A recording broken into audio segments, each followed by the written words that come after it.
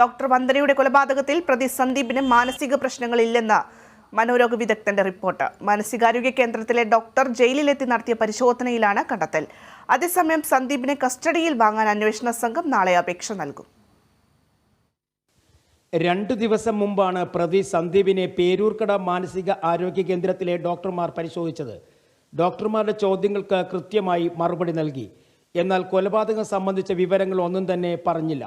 പ്രതി സന്ദീപ് രാത്രി സമയത്ത് നന്നായി ഉറങ്ങുന്നു. കൊലപാതകം നടന്ന ദിവസങ്ങളിൽ കാണിച്ച മാനസിക വിഭ്രാന്തി ഇപ്പോൾ കാണിക്കുന്നില്ല. സന്ദീപിനെ പാർപ്പിച്ചിരിക്കുന്ന ക്യാമറകളിൽ നിന്നുള്ള ദൃശ്യങ്ങളും സംഘം പരിശോധിച്ചു. DGPയുടെ നിർദ്ദേശപ്രകാരമാണ് പേരൂർക്കട മാനസികാരോഗ്യ കേന്ദ്രത്തിലെ ഡോക്ടർമാരുടെ സംഘം സന്ദീപിനെ പരിശോധനയ്ക്ക് വിധേയനാക്കിയത്. റിപ്പോർട്ട് DGPക്ക് കൈമാറി. സന്ദീപിനെ കൂടുതൽ ചോദ്യം ചെയ്യുന്നതിനു വേണ്ടി നാളെ കൊട്ടാരക്കര 1ാം ക്ലാസ് ജുഡീഷ്യൽ മജിസ്ട്രേറ്റ് കോടതിയിൽ അന്വേഷണ സംഘം അപേക്ഷ നൽകും. പൂജപ്പുര സെൻട്രൽ ജയിലിൽ കഴിയുന്ന സന്ദീപിന് ആരോഗ്യ പ്രശ്നങ്ങൾ ഒന്നും തന്നെ ഇല്ലെന്നാണ് ഡോക്ടർമാരും പറയുന്നത്. കസ്റ്റഡിയിൽ കിട്ടിയതിനു ശേഷം പ്രതി സന്ദീപിനെ വിശാലമായി ചോദ്യം ചെയ്യാനാണ് അന്വേഷണ സംഘത്തിന്റെ തീരുമാനം. സാങ്കേതിക വിദഗ്ധരുടെ സഹായത്തോടെയായിരിക്കും ചോദ്യം ചെയ്യൽ.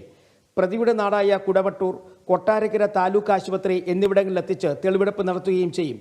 അന്വേഷണം വേഗത്തിൽ പൂർത്തിയാക്കി 90 ദിവസത്തിനകം കുറ്റപത്രം സമർപ്പിക്കാനാണ് അന്വേഷണ സംഘത്തിന്റെ തീരുമാനം. കുറ്റപത്രം 90 ദിവസത്തിനുള്ളിൽ നൽകിയാൽ റിമാൻഡിൽ കഴിയുന്ന സമയത്ത് തന്നെ വിചാരണ നേരിടേണ്ടി വരും. Kerala vision news, Thiruvananthapuram.